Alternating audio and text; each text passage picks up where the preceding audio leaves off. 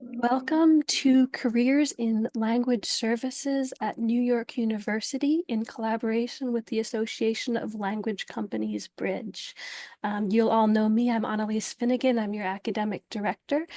We are thrilled to be joined by so many members of the NYU translation and interpreting community today.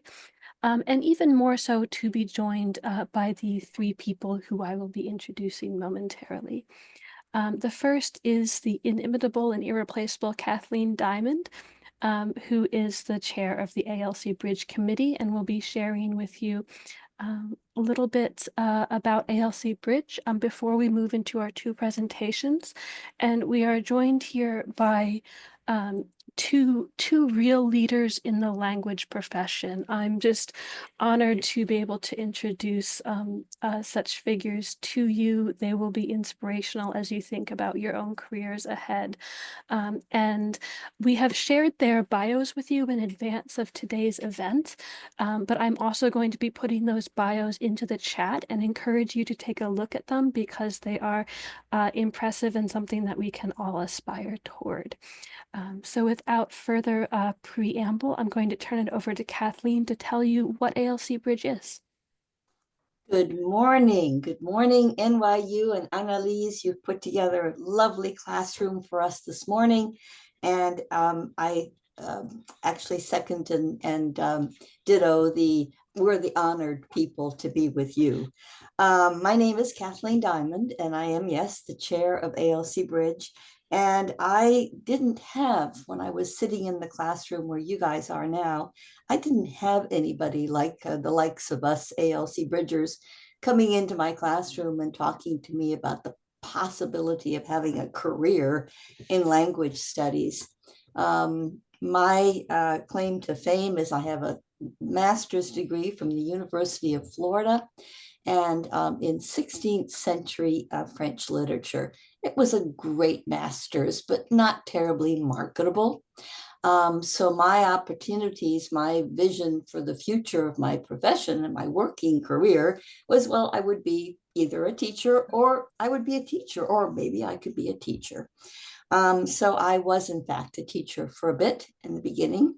And I found that I liked the classroom, but there was just something itching in me. I wanted something more. I wasn't prepared for anything else. But I moved in sort of an inexorable way from the classroom into the boardroom by simply creating my own company. I created the company called Language Learning Enterprises in Washington, D.C. And we started out offering language training to mainly the federal government. They were my clients, the Department of Defense and State Department and such. Built the company for several years. Government came and said, "Don't you do translation?" I'm thinking, translation? I don't even know what translation is really. Professionally, literature, yes, but not professionally. So what I did was I said, oh, sure, of course we can do translation. And we began offering translation to the government. And then from there, you do interpreting. So before I knew it, I was building a significantly, a comfortably large company by our industry standards and offering, as we called it, full language services. So I'm explaining all this to you because I want you to understand that I'm not just the chair of ALC Bridge because I dream about it. It's because I believe in it. And it's my just tremendous pleasure to use my time these days volunteering with my colleagues in the ALC, the Association of Language Companies, to come to the classroom to already show you, we need you, we're waiting for you. Keep your language studies going, integrate them with other things, technology, business, psychology, medicine, judicial affairs, anything you can think of, but stay with your language and come to us to work after you graduate. So what is ALC Bridge? Simple, very simple. It is ALC Bridge is the only platform designed for employers You'll be speaking and hearing from two of them today. And they're seeking skilled language talent, that's you, for educators to develop practical skill-based language courses. And that's what Professor Finnegan has done so brilliantly. She's actually heard us and she's tweaking her curriculum to fit you so perfectly. And then, of course, it's for you, the career seekers, to identify, explore, and accept jobs in the language services industry. So that's why I'm here. I'm here to just simply share the screen and to share an hour with all of you in the classroom with two of my favorite gents. And we're going to start today with Randy Morgan. Randy Morgan and I go back to the beginning of the Association of Language Companies, and we have just enjoyed each other's company so much. And so this ALC Bridge gives us a time to play together. And his company is Morgan Languages, and he is going to be talking to you right now. I'm not going to spend any more time. Randy, show him your stuff. Thank you, Kathleen. And can you all hear me? Can you also see me? Wonderful. Well, thank you very much for having me here today. Professor Finnegan, Annalise, thank you. It's an honor to be here and to be able to address the students here. I see one of my former colleagues, Roxana Dinu, Mulțumesc that you're with us here today as well. And David Brackett, thank you for sharing the panel here with me. Well, good morning, everybody. My name again is Randy Morgan. I am a language entrepreneur, and I'm so glad to see all of you here today. Do you know why? Because we desperately need people like you to come work with us. Today, I'm here representing the Association of Language Companies, or the ALC. We're a group of almost 200 different companies that have each built a business supporting the various language needs of our clients. I specifically want you to know about the ALC Bridge. It is a service and a platform to help you and students like you to find jobs with companies like ours. In case you don't believe me, please note the growth in this chart, folks. You can see language services is a $65 billion industry, twice the size of the recorded music industry. That's right, including Taylor Swift. The industry, you can see here, has doubled in the last dozen years, and that growth is projected to continue. And as our industry grows, so does the list here of the variety of jobs that are available to linguists. Yes, we need translators, we need interpreters, but there are also some 250,000 people working full-time following hundreds of other career paths in language. As you can see in this beautiful graphic that one of our member ALC company owners, Adam Wooten, created to show the peaks and valleys of the industry landscape. All these are positions, job positions that you might have on the way, from project manager to CEO or editor to chief interpreter. Are you able to see my cursor moving around? Okay, that's good, because I don't want it to distract you. But I hope I'm getting the point across. We need you. Because you see, someday we're going to need some of you to be putting subtitles on foreign TV shows and streaming them on Hulu around the world. Some of you might provide interpreting for US presidents. Some of you might prevent a terrorist attack. Or help a woman get hospital care even though she speaks no English. Or some of you, like me, might get to do all of these things. Because you see, I'm from a language services company, and that's just what we do. My own company is called Morgan Language Services. And we provide a variety of services to our clients in, over 120 languages for all kinds of work. This is really my second company that I've owned, but in reality, my companies and I have gone through multiple evolutions to meet the changing needs of the world and our clients. So in order to pique your imagination about the different kinds of careers that you can have using your languages, I want to share with you what the evolution of my career has looked like. Before I got out of high school, I was already thinking of how to make something of myself. I'd studied French and Spanish through high school. I was kind of known as a language geek, not a language entrepreneur yet. I was good at languages, but I was also worried. What kind of a career was I going to get with language skills? Now, this was 1982, and during the time of the Cold War, if you know what that was, and it struck me, hey, I'm going to be the ambassador who's going to make friends with the Soviet Union, and I'm going to end the Cold War. It was pretty absurd, but it did give me direction. And I rushed off to Dartmouth College to major in Russian and try to fulfill my dream. Now, my dad said, Russian? What the heck are you going to do with that? Have you all heard that question from someone before? Well, my dad was especially thought I was out of my mind when I announced my plan to end the Cold War, which I ultimately failed to reach my goal because by the time I graduated from college with my Russian degree, this guy named Gorbachev had come along. He'd made buddies with Ronald Reagan, and I was out of a job before I even started.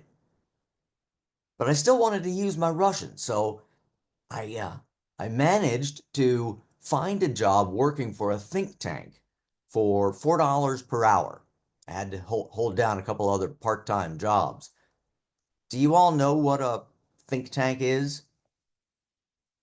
Well, it's a nonprofit, a lot of them here in Washington, D.C., that works on issues like economics or foreign affairs, and then government agencies pay for their ideas and make them into policies.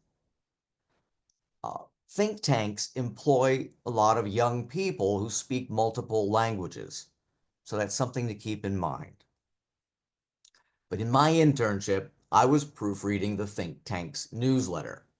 It was written by another Dartmouth alum who'd gotten me the job. Hey, whom you know is just as important as what you know, right?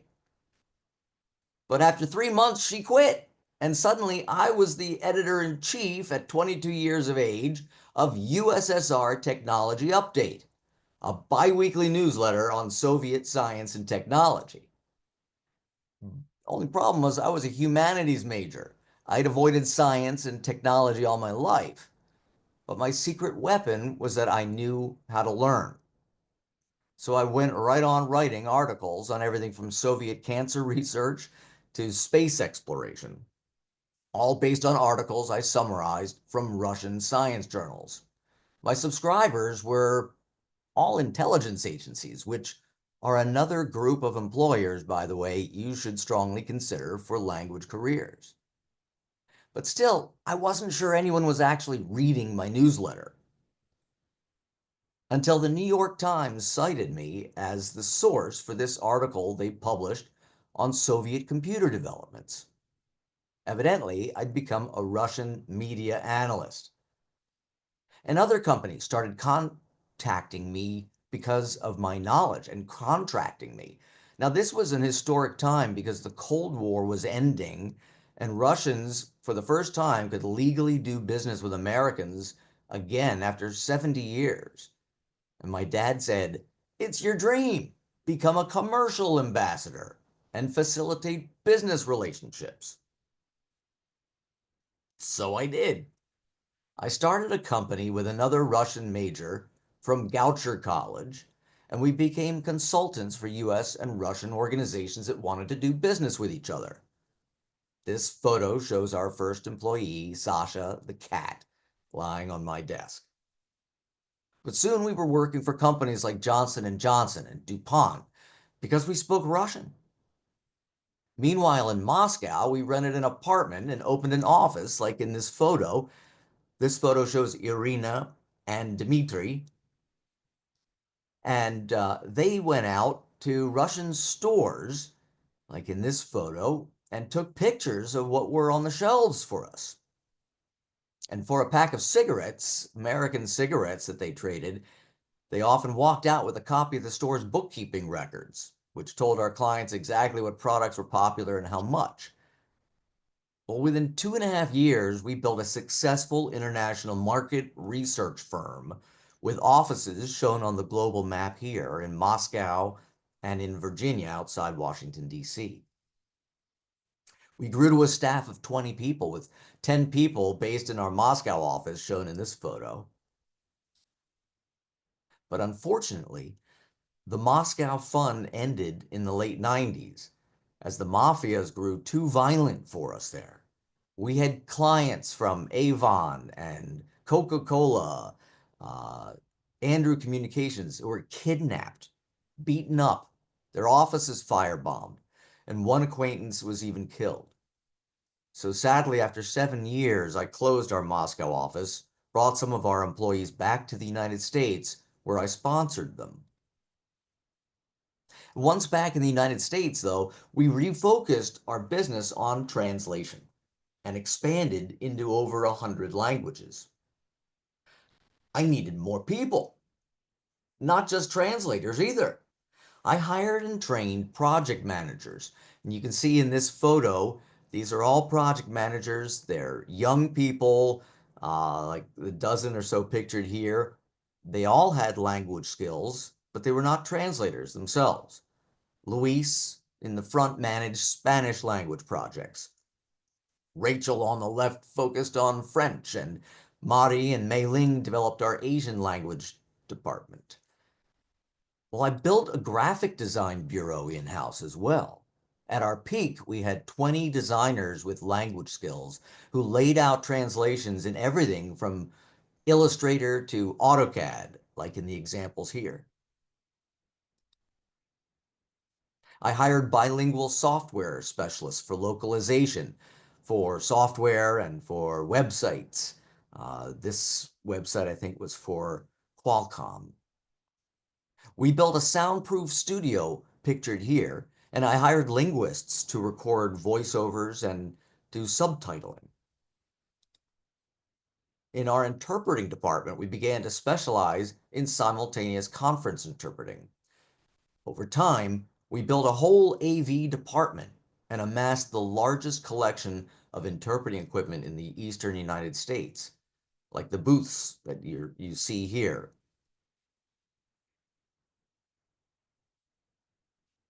And we became a distributor and installer. We installed our interpretation systems in the United Nations General Assembly, the Congress, the World Bank, and this photo here is of our equipment being used by the former UN General Secretary. It is still in use in the General Assembly at the United Nations. And here we have a photo of the chairman of NATO using our equipment.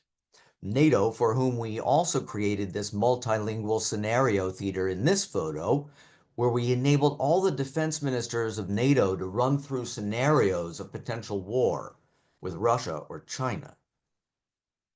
By 2005, after 18 years, we'd grown to 100 full-time employees and $10 million in revenue per year. And then I got an offer I could not refuse. A larger corporation bought out our company. Ladies and gentlemen, I'd wanted to be an actor, but I settled on being a Cold War ambassador, and then I ended up being a commercial and technology ambassador between peoples. Until I sold the company. And then I missed it. So I started a new company, Morgan Language Services, offering the same services I had before. But then a friend in the military called me and he said, Randy, you still doing that language stuff? I said, yes. He said, you think you can gather a few hundred Afghan language speakers and get them to live in the desert for 4 or 5 weeks in New Mexico? Well, like any self-respecting entrepreneur, I thought about it for 5 seconds and then said, sure. And I did.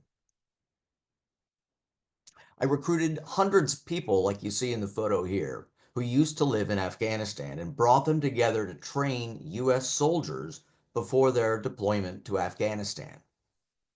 It was not training for combat, but training for culture. It was cultural immersion training. So in order to make it as authentic as possible, I set out to recreate Afghanistan in the United States. This is one of my favorite pictures down in New Mexico with the sunrise.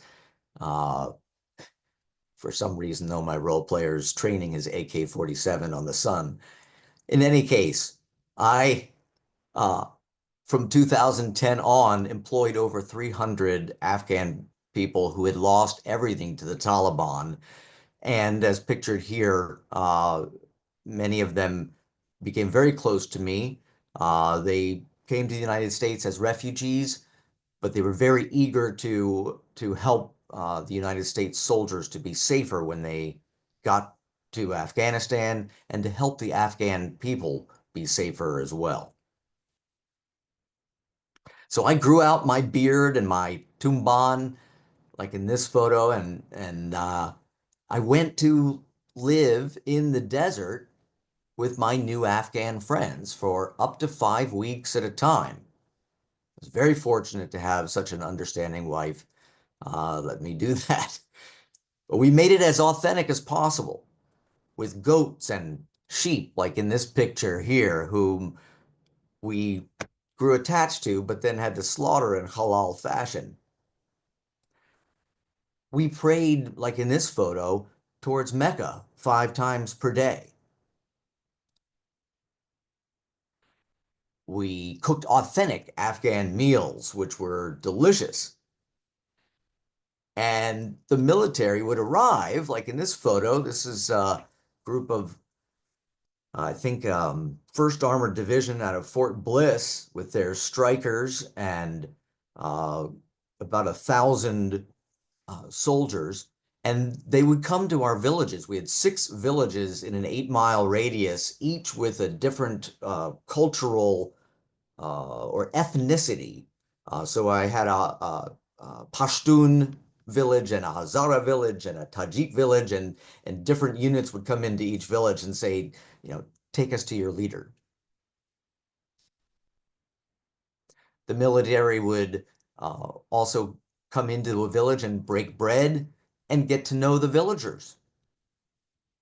Like in that last photo. In this photo, you see the elders telling the military about how the Taliban had poisoned their wells and needed help digging new ones. And they burned down their schools because the villagers had been teaching girls in them.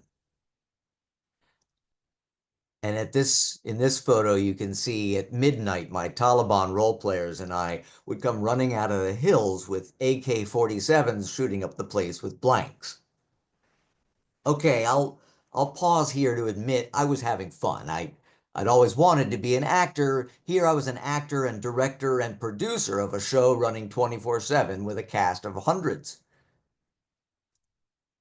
We ran through every crisis that we could scenario, like this casualty-causing bombing in this photo. But the unscripted incidents were the best training. We once had a cultural misunderstanding between the military and our Afghan role players that was difficult to resolve. But resolve it we did. Nonetheless, afterwards, one of the sergeants, who's not pictured in this photo, but even though this is one of our military clients, but the sergeant, he suggested that my role players had overreacted in the incident. And I started to question my role players. I asked them, but it turned out they were really sincere. About 6 weeks later, a similar incident occurred at Bagram Air Force Base in Afghanistan, and 6 people were shot. Not the people we had trained. The sergeant who had second-guessed me emailed me to thank us that the experience that they'd had with us had taught them exactly how to respond, and they had no problems with their Afghan counterparts. Like I said, the unscripted training was the most valuable. Through over 25 different missions, we received consistent praise for our work, including with this coin that we received from one of our teams. One colonel remarked on our authenticity as spooky good.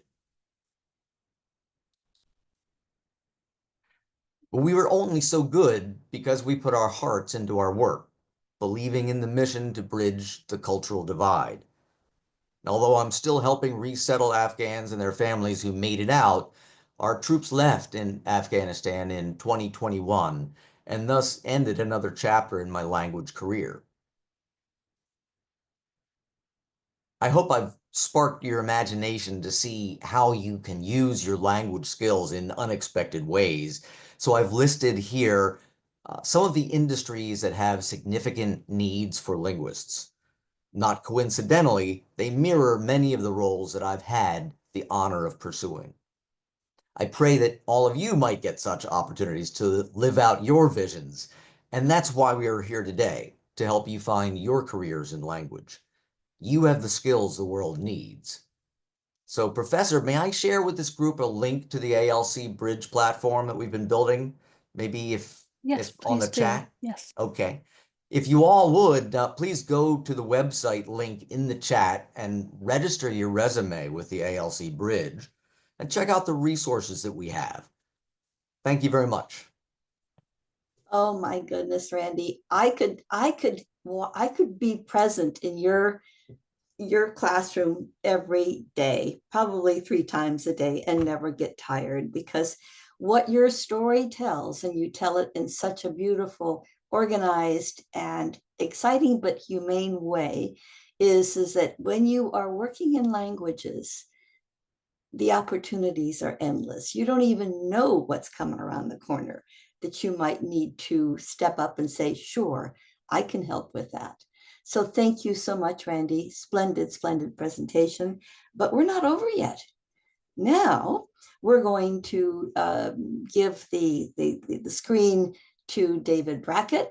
And David Brackett is a working entrepreneur, hiring as we speak. And his company is called Linguava. And I happen to really like his company's name. I haven't had the pleasure of working in his company or knowing too much about it, but we're going to hear what he does right now. David, welcome. Thank you, Kathleen. Hello, everyone. Good afternoon. Good morning. Good afternoon. I'm over here on the West Coast, so I guess it's still morning here. But great to be with you all today. Annalise, thank you so much for the invitation. And Randy, excellent presentation.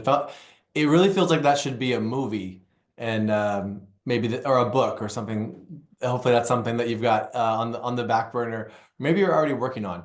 So I'm going to talk a little bit about a couple things that hopefully you all will find interesting today. Just a quick agenda that we're going to go over is going to be starting off with just why language access is so imperative. Why is it relevant? Why is it important? And then we'll go into a little bit of my language access journey, a little bit about my company that's called Linguava that I started back in 2010. And then we'll look at some possible career paths that would be potential options for you all. I think that's ultimately probably what you all are wanting to get out of this, as we're sharing our stories and sharing a bit about our companies, is where could you see yourself? Where do those opportunities look like? And as Randy so eloquently pointed out, there are so many different paths that you can take. The good part is that the opportunities are there. It really depends on what you're most passionate about, what your skill sets are. And so hopefully you'll walk away today from these presentations here of understanding a little bit better of what could those potential paths be for you, and how can you set yourself up for success moving into that. Before I get started as well, just a little bit more about me. So I'm also a certified Spanish medical interpreter, and I'm the CEO and founder of Linguava, which is a full-service language company based out of Portland, Oregon. I'm based here in Southern California, and where our company is primarily remote at this point now after COVID. And I will jump to the next slide. I'm going to try to cover a lot here in the short 15 minutes. This is a picture here of a hospital hallway. I want to pause for a moment and have everyone you could close your eyes or just envision that you are in another country where you don't speak the language fluently and you have a medical emergency. You have to be rushed to the hospital, rushed to the ER, and this medical emergency for you is extremely important. You want and need medical attention immediately. You arrive at the hospital, and again, the hospital hallway might look something like this. You get there, you're trying to explain in your own language what's happened to you and why you need this immediate medical attention. You're getting a lot of confused looks that are looking at you, and you're trying to, as best as you can, explain what's going on, hoping and praying that they understand, and ultimately hoping and praying that someone will show up that speaks your language. You get brought back to the room finally after waiting and with more confusion. And now you're talking with the nurse practitioner, the doctor is coming in. You're again trying to explain what's going on. They're speaking in their language that you don't understand, asking lots of questions. You're making your best guesses at what they're saying. And again, just hoping and praying that interpreter would be provided for you via video, over the phone, in person, that they could provide some documents in your language where you could point to what's really going on. Sit with that thought for a moment. That is a reality for 1 out of 5 individuals in the United States alone that speak another language at home other than English. More data on that is that over 8% of people above the age of 5, or over 25 million people, have been identified as being limited English proficient. When we say that term, LEP, the acronym LEP, or limited English proficient, or of course in sign language, deaf and hard of hearing, means that a language interpreter is required in order for there to be proper understanding. But there's a barrier there that without having that interpretation provided, what I like to say is that through language access, it gives an individual the opportunity to have a seat at the table, just like you or I might have if we had to go to the hospital right now, today, God forbid, for anything. We get to participate in our healthcare. We get to make decisions. We get to understand what's going on. We can decide to go different directions with our care and our treatment. And by providing language access, that allows them that seat at the table, that without that, you're not going to be able to be an active participant. You miss one word in a typical medical conversation, that one word could be the difference between life and death. Something to Google. I won't go into it right now, but for those of us in the language access space, we've all heard of the Willie Ramirez case, where basically one word was missed, when one word was omitted, and that word ended up leading to someone having a brain aneurysm and a $71 million lawsuit for a Florida-based hospital. So if you want to look that up, Willie Ramirez, Florida hospital, you could search there. It talks about that situation just from one word. A little bit more about some of the demographics here in the U.S. And just highlighting again the need for language access. Randy talked about how our industry is larger, twice the size of the music industry. A lot of people don't know that, how large our industry is. There's over 350 languages spoken here in the U.S. Obviously, Spanish is the largest, then going down to Chinese dialects and Vietnamese and Arabic. What's interesting though is this 23% that there's other languages that they're putting there, and there's so many languages that show up in that 23%, where there's large communities that have that need. One that just came up here a couple of years ago at my company that I hadn't heard of yet was the language Yapese from the Micronesian island of Yap. So there's 5,000 Yapese speakers here in the US. That hadn't come up yet before. And that came up, we had to locate, through working with different embassies, we had to find a trained Yapese interpreter, which we were able to do. Those kinds of things come up, and there's these needs of these many different communities that still have language access needs. Looking a little bit further and just where the language needs show up, and it's virtually everywhere. Of course, the over 60% show up in the 4 states. I don't know if you can see that: California, Texas, Florida, and New York make up over 60% of the limited English proficient population. I'm talking a lot about medical interpretation because that is really what my company specializes in. That's sort of our niche, is in the medical interpretation. And as Randy highlighted, there are so many different industries, from legal to academic to marketing, corporate, military, everything. So our niche is really on the medical side. But one of the other positives here with language access is that thanks to Title VI of the Civil Rights Act of 1964, it is something that is federally mandated to provide. So for anyone that's receiving federal funding, i.e. a hospital, large health insurance organization, they're not allowed to discriminate based on national origin. When we say national origin, that also includes language as well. So that's good news, meaning that companies can't just go around language access and say, hey, we're not going to provide it.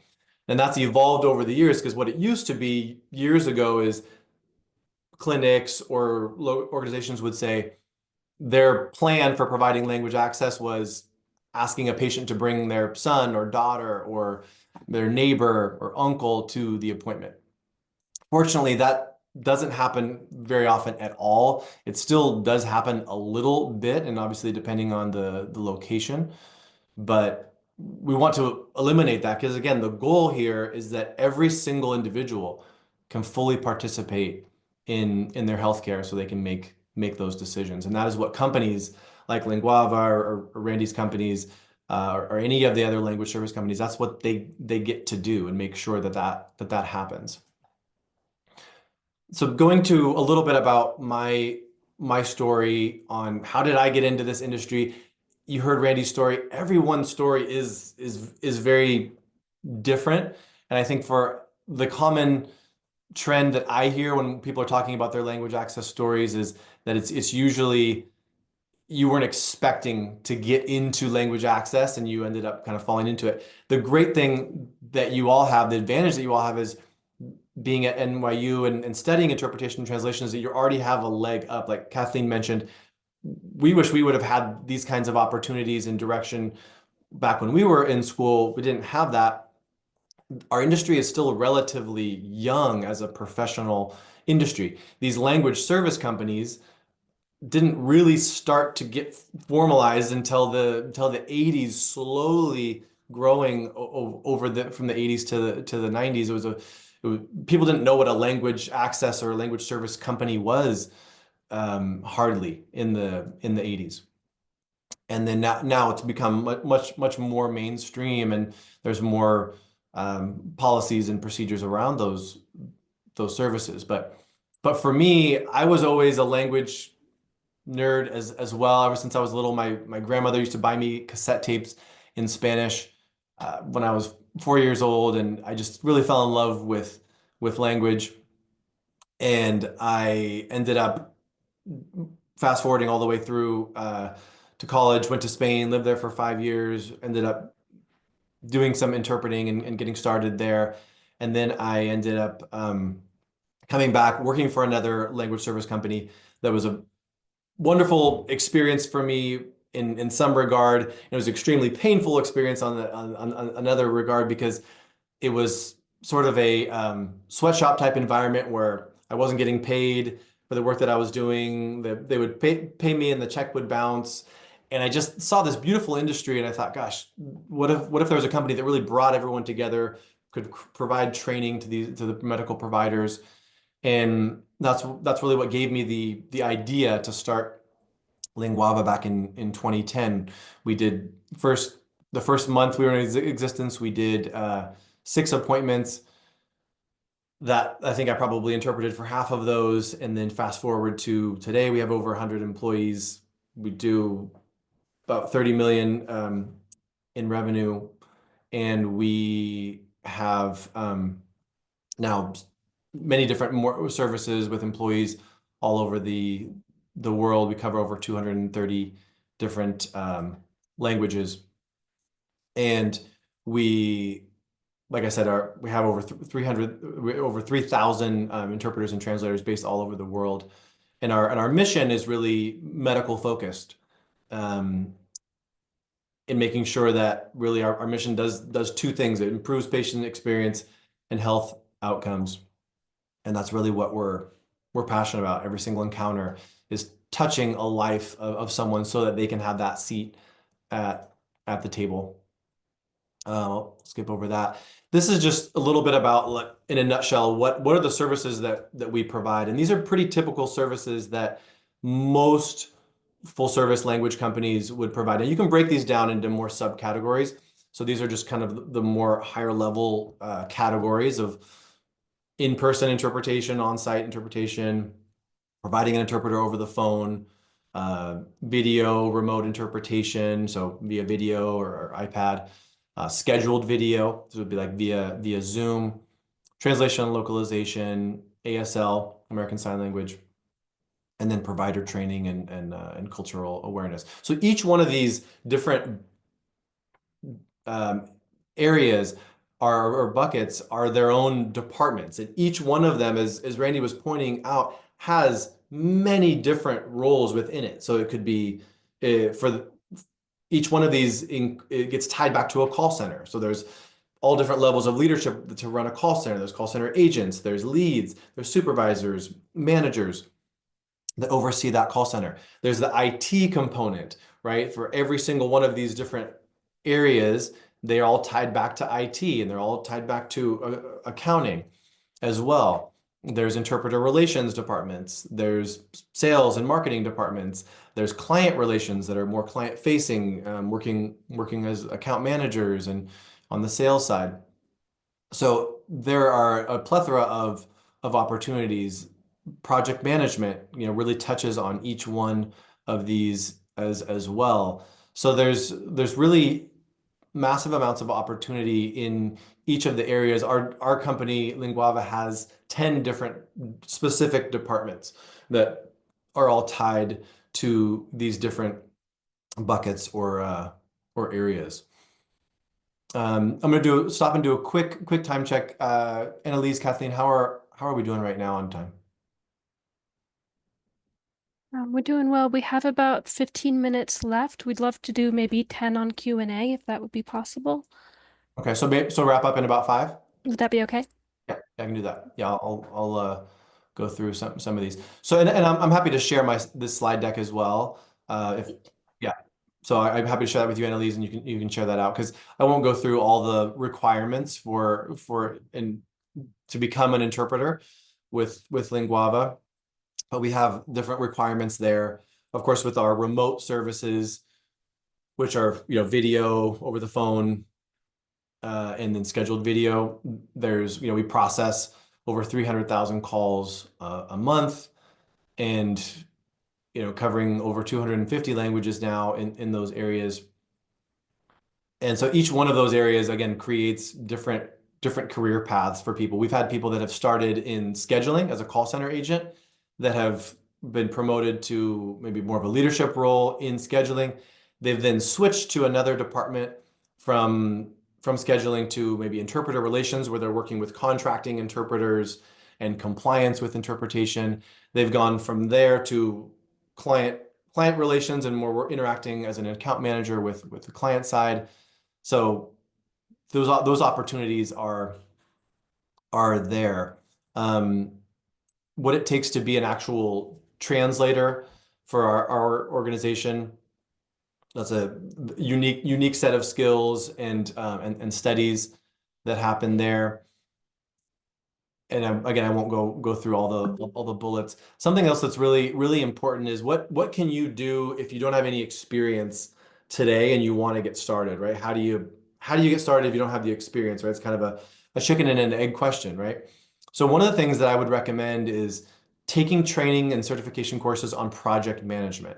In most of those departments that I was highlighting, project management is very useful and I can't state that enough how important project management is, whether that's on the translation localization side or even on the interpretation side. So having those skills and specifically a training and certifications that speak to that is very valuable to a company like mine or Randy's or any other language service company. Getting familiar with the current tools in the industry, CAT tools, computer-assisted translation tools, TMS, translation management systems, taking time to really understand the industry, going to conferences. That's another big one. I just came from the ATA conference in Portland, which was the American Translators Association, one of the largest US conferences. I met someone there who was studying out of Kent. She was getting her master's, Kent State, and she was there just like a lot of you all maybe, and she's just wanting to get started, and knows that she's gonna be graduating here soon and wanting to meet different potential employers. And so it was a perfect timing situation where it's like, hey, this is someone who now she's met a lot of different language service companies. Getting out there is important. Internships is also a great one as well, reaching out to companies and asking what kind of internships could be available. Most companies would be interested in some form of internship. Some companies have a formal internship program. We have that here at Linguava. We've worked with many different interns. So those are great opportunities as well, again, to get your foot in the door, depending on where you want to have your focus. The main thing is what is important to you, where do you want to see yourself, and then figuring out how can you gain that experience to tie that back, because the opportunities are out there, and it's just really is up to you where you want to take that. I'll wrap it up here so that we can get going to some questions. Annalise, or Kathleen, I'll pass it back over to you. Thank you so much, David. This was terrific, absolutely terrific. I've got lots of questions, but I'm hoping that our students have even more. So let's go ahead and open up the mics, and you guys can, take this moment, make these people work. Thank you, Randy. Thank you, David. We have a really large group here today, so NYU students, anyone who has a question, if you could raise your physical hand or raise your image hand, and we'll go to whoever raises their hands first. I'm sure you have lots of questions. Or if it's easier for you to just come on mic, that would be fine too. And yes, Rana, we will share the slides out with all of you who attended. And while the students are thinking, I'm really excited, David, about the remark that you made about internships. I'm feeling that we really do need to connect and bridge with you very strongly on that. So I'm hoping students will be coming on and seeing what you really have to offer. Which means, David, you have to post your internships on the ALC Bridge job board. Right.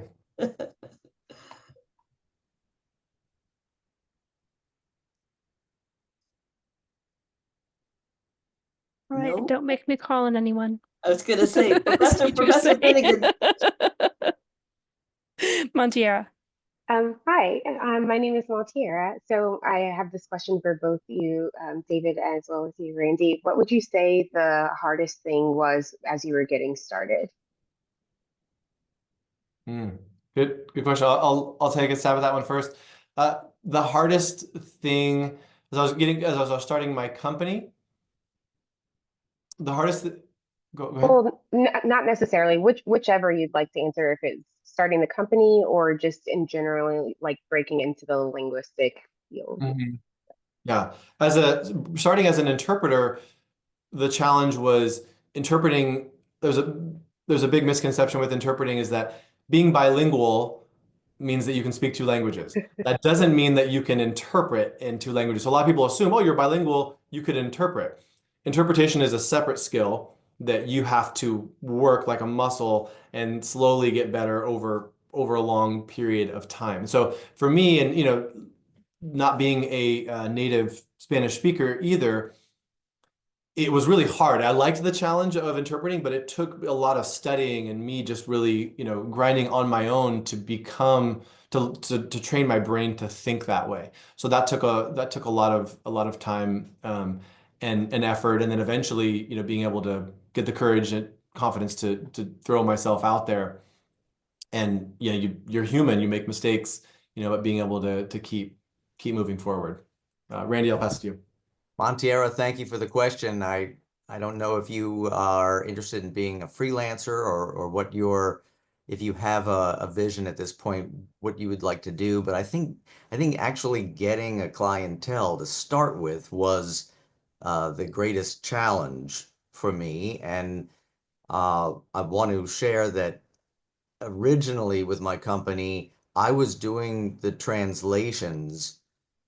For example, our American clients that wanted to do business in Russian wanted to see the new laws that the new democratic government there was decreeing.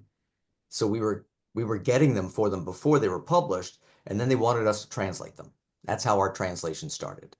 And so after a day of work, I would go back to my desk and I would translate myself. I would open up the dictionary and start translating because I didn't really have training as a translator.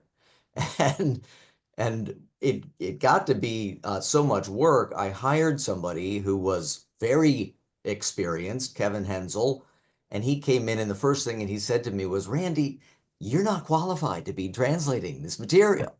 And I said, what do you mean? I'm the CEO of this company. I've been doing it for a long time.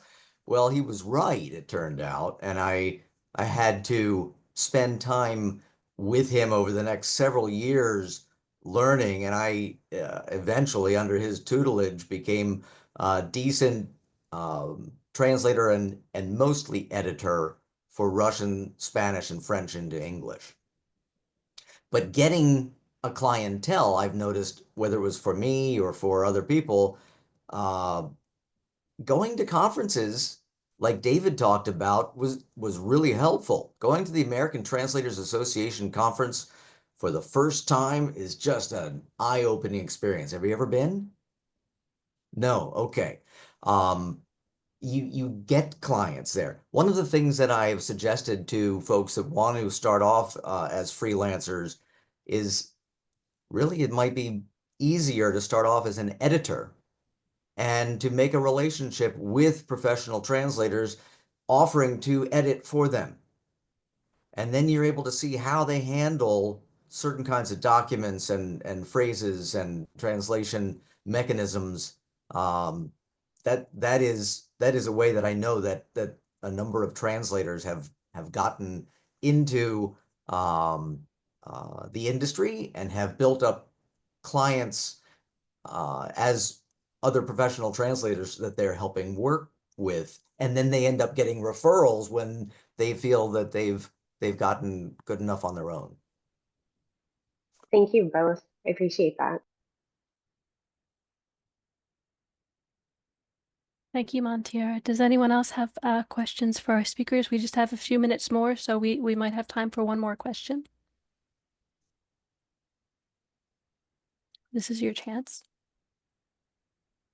Well, I'll just make another comment. The thing that's so fascinating to me about the language services industry is that it's just completely misunderstood.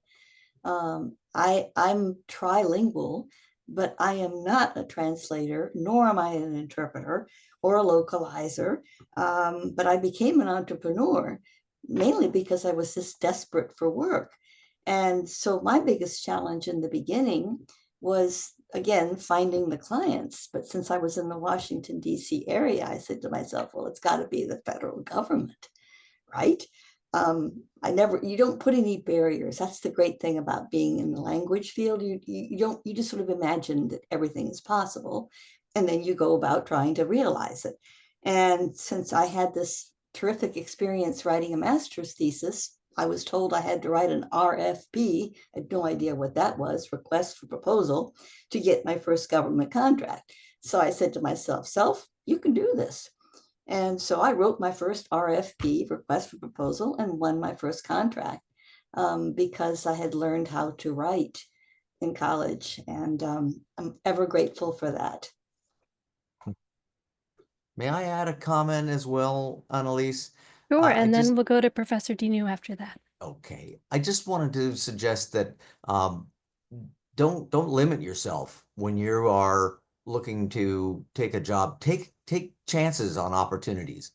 As you could see in my own story, what you end up starting with may not be what you had originally envisioned, but as long as it has some element of being able to use your languages, it may lead you to other opportunities. And these days, you don't have to limit yourself to local jobs either, because we can work remotely almost anywhere now.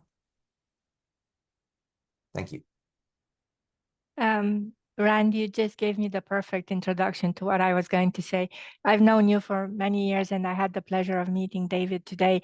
And I noticed that you have a few important things in common: a passion for languages, enthusiasm for the profession, flexibility, great flexibility in the face of market changes, which are constant, and also a desire to make a difference using our language, your language skills. So I want to say to our students that these are crucial elements as you start a career in the language professions. And thank you again. That's a great point, Professor Dinu. And one question that wasn't asked, but this I'm sure someone out there is wondering is, isn't interpretation and translation going to get wiped out anyway in the next few years from AI? So why should I pursue a path in language careers? Is anyone thinking that?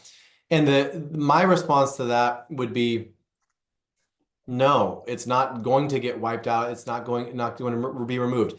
Yes, it will not be a smooth road. And yes, there's going to be massive changes in our industry, massive adaptations. And just as there have been over the last 10 years and then 10 years, before that, but it's going to look different, but there's going to be, and I think that what you're touching on, Roxana, is so important. We have to be nimble. You have to be able to adapt. Will be utilized in different ways, but there's always going to be a need for professional language access services with humans involved.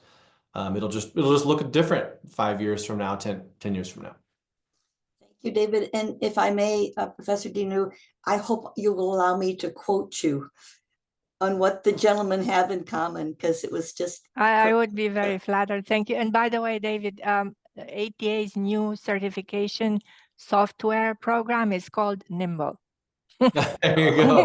Of course. Yes, Well done. I think through the decades we have as an industry, we've shown a great track record with embracing all of these new innovations in technology in order to enhance what we do. It does not replace us, it just makes us better. Mm. And one other thing, even though David and I are the majority of the 3 speakers here today, I do want to raise the fact that the majority of our member companies are and always have been women, and a lot of minority owners as well in our industry. There are advantages, for example, for government contracts that are contracts that are set aside for women-owned businesses, minority-owned businesses, etc. And I just wanted to bring that up. Well, Randy, you always want to bring that up, but I am a woman and I am the chair. That's right. AAC Bridge, and I choose my gents. Thank you, Madam Chair. But we will have plenty of opportunities to bring the ladies in as well, because you're absolutely right. It's a terrific industry because it's got both. We have everybody in our industry. But Thank you. Thank you so much, David, Randy, and Kathleen for coming in to speak about language access today and careers in language services. I'm going to encourage everyone to give you a warm round of applause. We'll stop the recording and then say goodbye.